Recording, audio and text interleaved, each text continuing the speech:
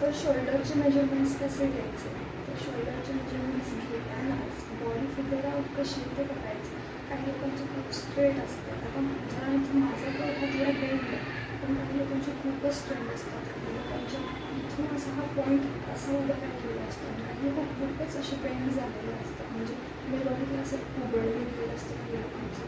तर त्यांचे मेजरमेंट्स घेताना तुम्हाला प्रॉपर ती मेजर टेप जी मेजर टेप ती प्रॉपर स्ट्रेट ठेवायची. बरं तुम्ही बघते अशा मूवी बेंड करतात, अशा मागून घेतात, फार चुकीचं आहे. तसे मेजरमेंट्स घ्यायचे नाही.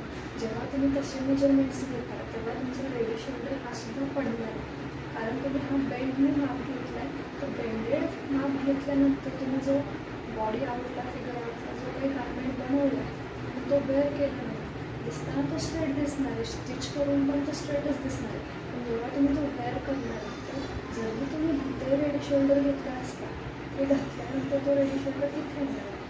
तुम्हाला तर माहितीच आहे इथे रेडी शोल्डर आल्यानंतर आपण जेव्हा हात वर खाली करतो तेव्हा तो बेंड होणार, फॉल डाऊन होणार. आणि इथेच बरेच लोक चुकतात आणि म्हणतात मॅम आमचे शोल्डर पडत आहेत, आम्ही किती जरी प्रॉपर फिनिशिंग दिली तरी शोल्डर नीट येत नाही, हात वर खाली केल्यानंतर शोल्डर पडतात.